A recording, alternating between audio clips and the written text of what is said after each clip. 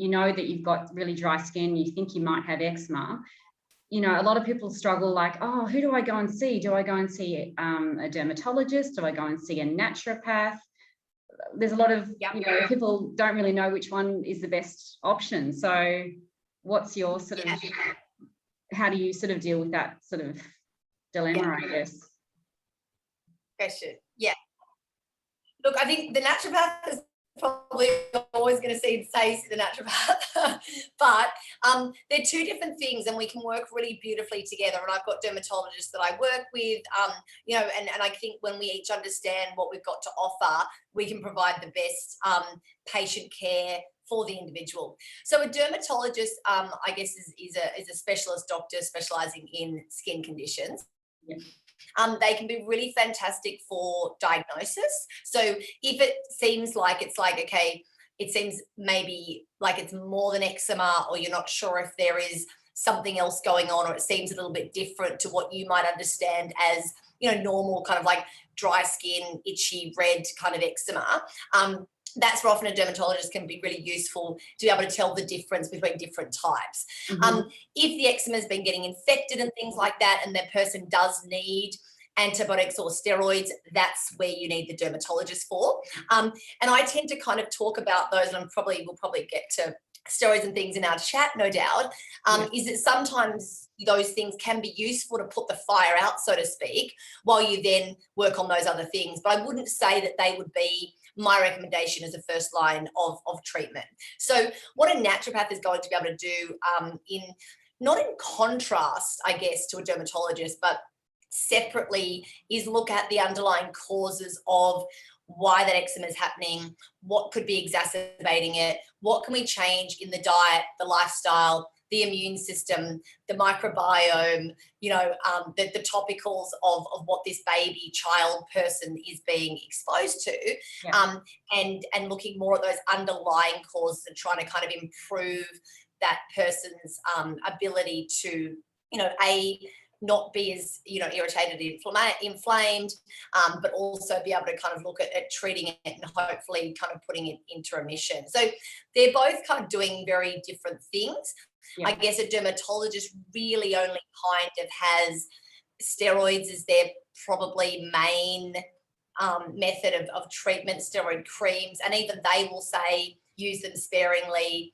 Yeah. You know, they can thin the skin. You can start to become more immune to them and need stronger and stronger ones. So not ideal unless you're really needing to put that fire out because it's just, you know, out of control. Yeah. And then you can obviously start working more on those underlying things. Okay, sure. You don't really want to use the steroid cream. So what other options, you know, do you have in that regard? So you've kind of answered that a bit, like, getting to the root cause of it and all that sort of thing. Yeah.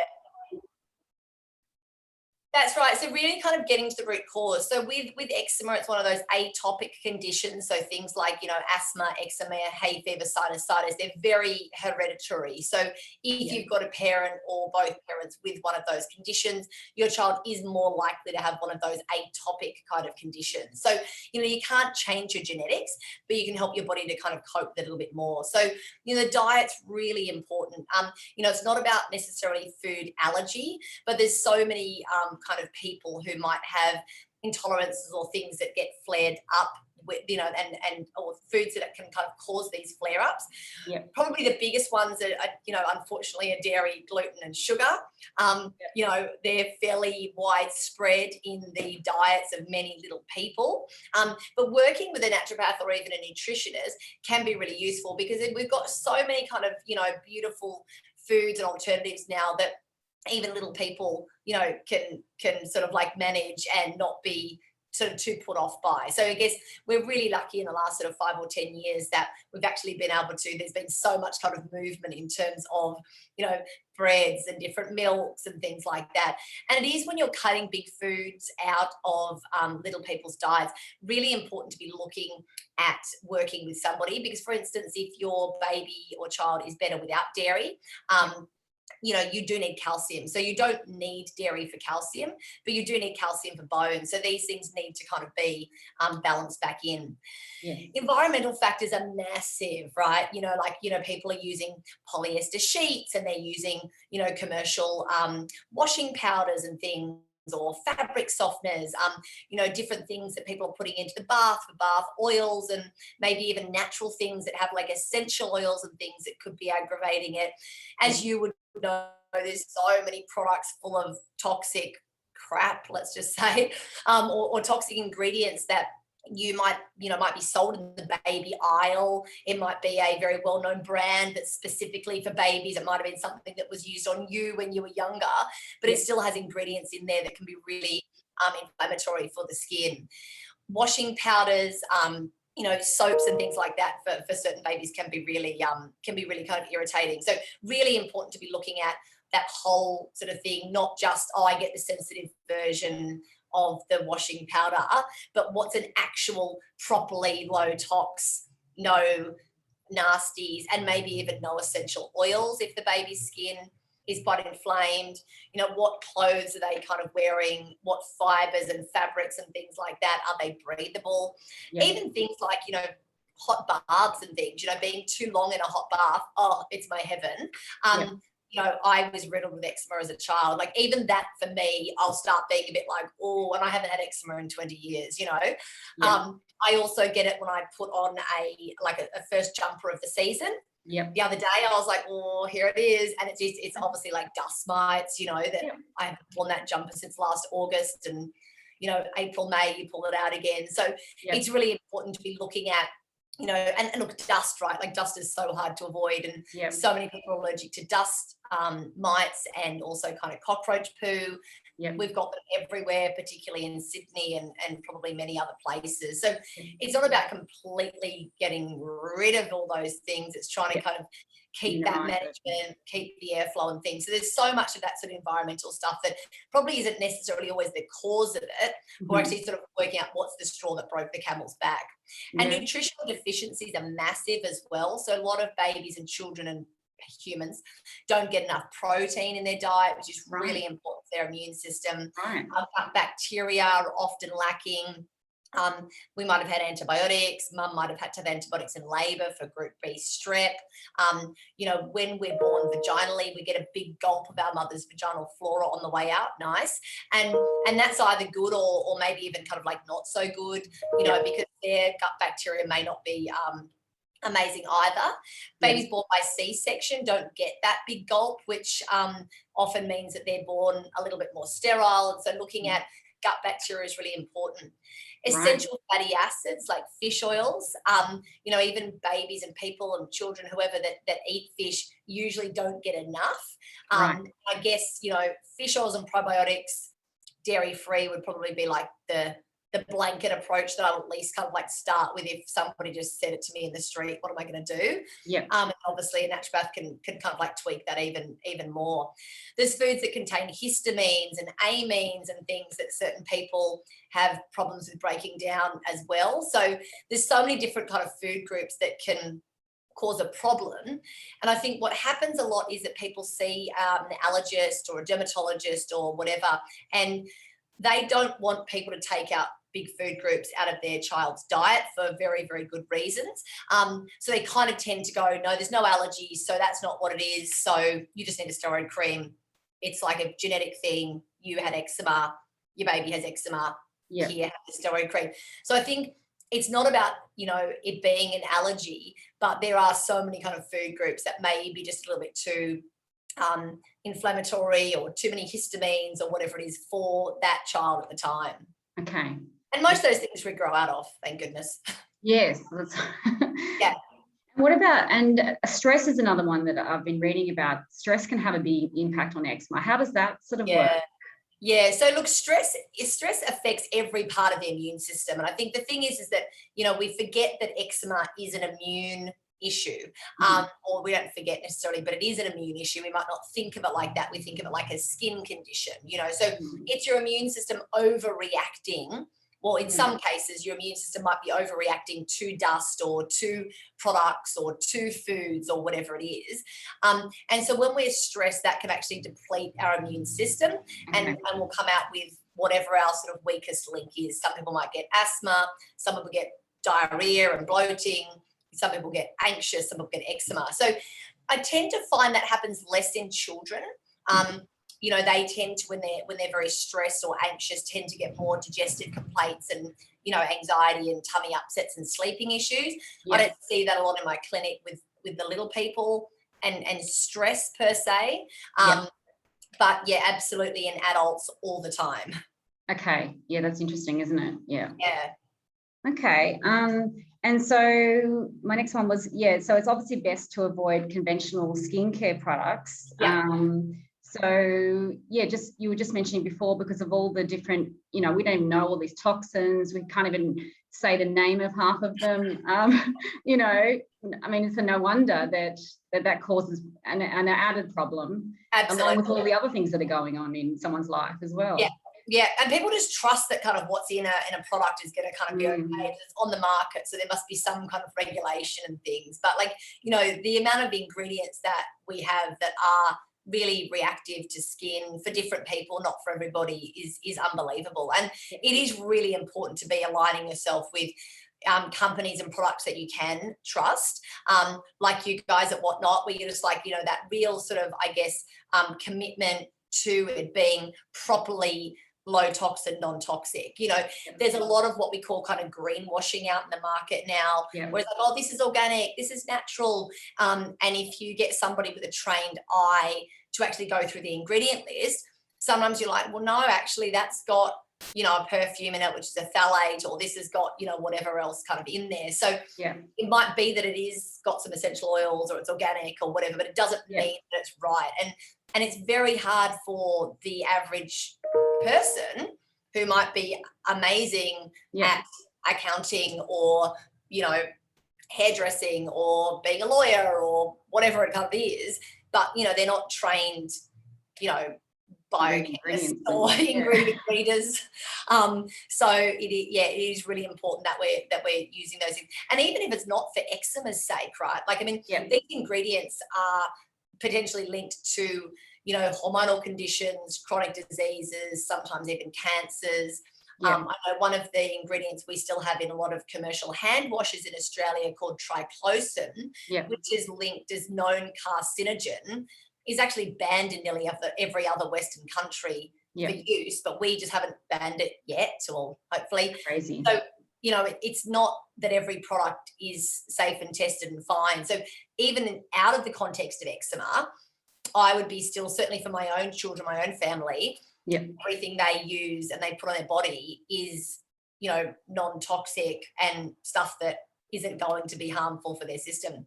Yeah, sure. And when they get given commercial stuff by friends for parties and stuff like that, I've always just gone, sweet, give it to me and I'll switch it out dollar value for something from this particular website or this particular shop, get them a bath bomb equivalent, a face mask equivalent, whatever, so they're not missing out. But it's like, sorry, you're not having that like nasty blue toxic bath bomb. And I want here and there, sure, whatever, you know, but like as an ongoing thing, particularly kids products, right? Like people give kids all sorts of junk. Cheap crap basically that you wouldn't, you know, want yourself. The kids are none the wiser, are they? But no, they love it. The more toxic, the better, right? The more bright, the more plastic, the more smelly. They just seem to be drawn to drawn to crap. So true. Okay, that's great. So if your child, so say my child develops a rash, what would be the first sort of thing you would sort of do? Like, what would be the first step? I mean, I guess it's identifying what that rash is, you know, so if they've been bitten by something or they're having like hives or something like that, then it probably is best to kind of speak to your GP to get that accurate diagnosis so you know what you're dealing with. If you're like, no, that's eczema, it's that dry, sort of diffuse red, kind of bit itchy, and you know what that is and that's eczema, I'd be trying to get moisture into that ASAP. Ideally looking for something that has a topical like zinc oxide or a zinc in there, because that really And that's in a lot of sunscreen, well, not a lot, but like, you know, your sunscreen and nappy creams and things like that often, where you actually just put that topical zinc on there, which helps with connective tissue healing, reduce inflammation, and it's really important to kind of keep it well moisturized. And a lot of products feel moisturizing but aren't. You know, people ask me about coconut oil all the time, and I'm like, it's not really moisturizing. You know, like, so it's providing a layer. And sometimes what I'll do is recommend that you put some coconut oil on the affected area before a bath or a shower. And not being in the bath or shower too long, which is boring for little kids, and not having it too hot, because those things really do tend to aggravate eczema. You get the towels, which are all washed in some sort of low tox, pat dry instead of rubbing dry. If you notice them itching, grab a bag of peas or an ice pack out of the freezer and just put that on there to reduce the inflammation, or get them in the habit of tapping it rather than scratching it. Because once you scratch eczema, as I said, I haven't had eczema for 20 years. I reckon if I scratch there for a couple of minutes, I'd suddenly have eczema. It's like it's just under there waiting for me to aggravate it, kind of. And once you've broken that layer of skin, I guess it's all over. Whereas tapping and cold makes a really big difference. If it's been going on for a little while, and you're like, oh, I've noticed that start to kind of develop, I probably would look at doing some fish oils and some probiotics. I'd cut dairy out of the diet, and or at least minimize it dramatically, probably cut it out, to be honest, depending how old they are and whether you've got advice around that. Really increasing protein and vegetables, and trying to not just have, you know, honey toast, peanut butter, like, you know, Vegemite toast, for, you know, try to get some good nutrition there, and just make sure that you're keeping that area kind of really well moisturized, and making sure that you don't have, you know, toxic products and things like that. Bamboo clothing, 100% cotton clothing, no polyester on the sheets. Okay, no, they're really good. So I guess that's sort of lead us into the next question. So with best prevention tips, so it's all about like trying to minimize those environmental factors, like you mentioned about the clothing and you know, all that sort of stuff. Just natural fiber clothing and bedding, you know, low tox, no tox products that are properly low tox, no tox, including like your washing powders and things like that. Making sure that, you know, that the area is well moisturized. Water, making sure that or the person is getting enough water. Lots of protein and vegetables. That should be kind of the bulk of your diet. And keeping, you know, breads and things like that as kind of the accompaniment to the meal rather than the basis of the meal. I mean, you don't want to overdo something that you don't have, but if you've got it in the family too, then, you know, the fish oils and probiotics are fairly good at helping to kind of keep it away. And maybe looking at vitamin D. So most babies are born vitamin D deficient. Mostly because they're born to vitamin D deficient mothers, but they also then, breast milk is very, very low in vitamin D. Formula has it in there. So if you're a breastfed baby and you've had, you know, the first 6 to 12 months of life, you probably haven't been out in the sun a whole lot in that time. Like, we're pretty good at slip, slop, slapping. They're not really walking around before that. So they probably have a little hat and they're sitting in the stroller or whatever. And they're not out in the midday sun. You know, so babies often are vitamin D deficient, and that's also been linked to an increase in the incidence of eczema and other immune issues too. Okay, so there's no harm in spending it, you know, you 10 or 15 minutes out in the sun each day then.